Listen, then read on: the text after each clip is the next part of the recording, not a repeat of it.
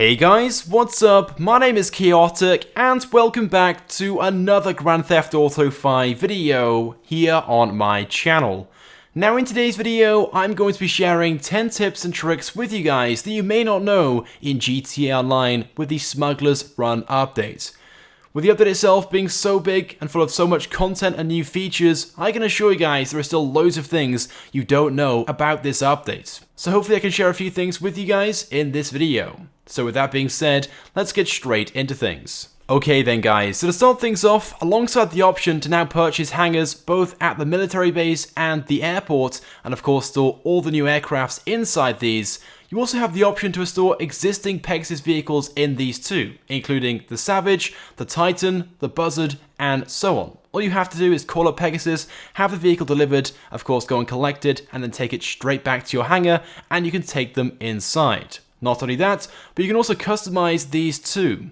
Now you'll find most of these existing vehicles will be limited to just having the option to respray them, so as you guys can see with the Savage, I only had the option to change the respray option and I changed it to blue, and it's the same situation with most of these planes, but still, it's nice that finally we can store these in our hangars, and of course we can customize them to a certain degree. Okay, now this next tip is definitely one to bear in mind if you haven't bought a hangar already. So as I'm sure you guys know, on the Maze Bank Foreclosure website, you now have the option to purchase one of the new 5 hangars. There are 2 at the airport and 3 at the military base. Now prices start from 1.2 million, and that's for a hangar at the airport, and go up to 3.5 million, and that's for a hangar at the military base. Now of course, upgrades on top of that can inflate the most expensive hangar to a price of almost $6 million. But you might question, what is the best hangar to go for, and are there any differences between the hangars which you can purchase? Well, the answer is no, there is no difference between any of the hangars, and personally, I'd recommend going for a hangar down at the airport, not the military base, because there are far less people who own a hangar down there, which means when you're trying to do stuff in public sessions, you haven't got to worry so much about the other players in the session, plus you have more access from the city, and of course most of the missions take place in the city as well, which should speed the whole process up when it comes to sourcing product. Now it's also worth mentioning there is a limited amount of storage space inside of the hangars. So of course, depending on the size of the aircraft you're trying to store in size, will of course vary the amount of space you have inside. But do not worry, because the aircrafts which you cannot visibly store inside the hangar will simply put into storage. So although you can't see them, they're still technically a personal vehicle owned by you at your hangar. You just can't see them. But if you make your way to the vehicle storage management circle at the back, you can move them around. So for example, I just swapped out 2 planes for the Titan. Of course, I still own those planes, they haven't gone anywhere, they're just no longer visible in my hangar and in storage elsewhere. And something else which leads on from this, it doesn't matter whether the aircrafts are in storage or are visible in your hangar, you can call these in on the interactive menu. Obviously open it up, go to Vehicles, scroll down to Request Personal Aircraft, and you can scroll through the options just like the Request Special Vehicle option from the Import and Export update. You guys can then select any of the aircraft which you guys own in the hangar, so whether it's actually displayed or in the storage section, but do bear in mind it won't actually be delivered to your exact location, but instead the nearest suitable location, which more often than not is a distance away, as you guys can see right now in the gameplay. And what's also annoying about this is that these aircrafts are declared as personal vehicles. So if you try to spawn in another vehicle, such as a car or a bike, to then drive to that location, that aircraft will then be despawned. So make sure if you are going to request an aircraft from the interactive menu, you're fairly close to a suitable location, such as an airfield, the beach, or somewhere fairly flat. But also notice you can also use this feature with the previously Pegasus exclusive aircrafts. So no longer do you have to call up Pegasus and request it and then have it delivered to their nearest drop-off point. You can now call it pretty much anywhere you want and it'll be dropped off to more locations around the map than drop-off points for Pegasus. And of course, there's no cost either when delivering that vehicle. Okay, now moving on to the next trick in this video, and it's pretty awesome if I may say so myself. So as I'm sure you guys know, with the new aircrafts, you can now upgrade them and fit countermeasures, including flares.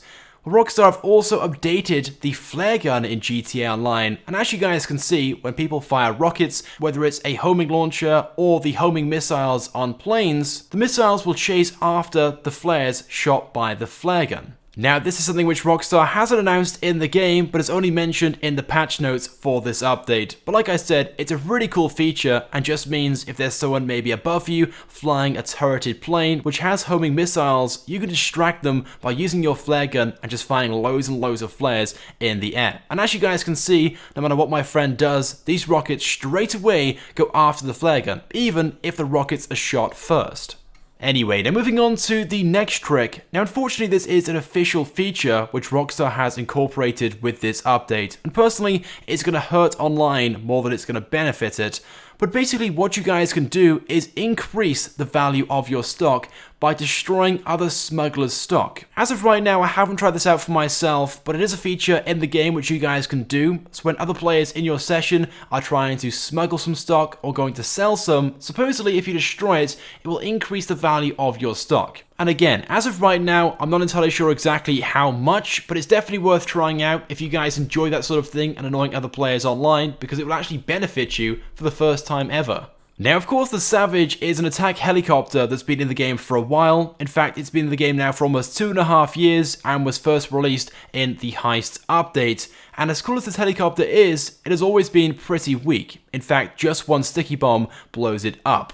However, with this update, Rockstar have increased the amount of armor it can take, the amount of armor it has, increasing its explosive resistance. It can now take one sticky bomb with a second destroying it. And the same applies with rockets, homing launchers, and homing missiles from planes. It can now take one explosive before being destroyed. So it certainly won't make the Savage invincible, but it certainly improves the aircraft because before this, it was completely useless against any form of explosives. And I guess Rockstar had to step up the armor and the ability of some of the previous vehicles in-game because we now have so many awesome and very powerful aircrafts with this update, meaning all previous aircrafts are almost useless.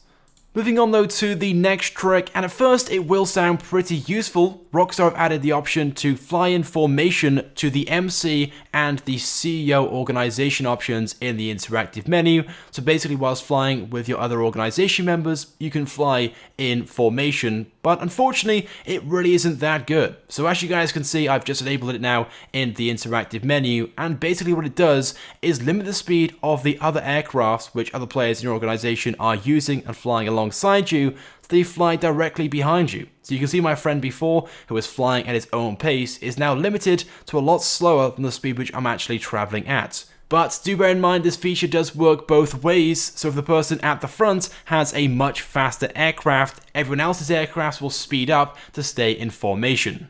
Now, something which I'm sure all of you guys would agree, this update is not just pricey, but it's very expensive. One very useful tip though to bear in mind is you can in fact buy most of the aircrafts and helicopters in this update for a discounted trade price. And if you hover over the trade price itself, you can see in the top left hand corner, it gives you the instructions on how you can get these and unlock them at the trade price.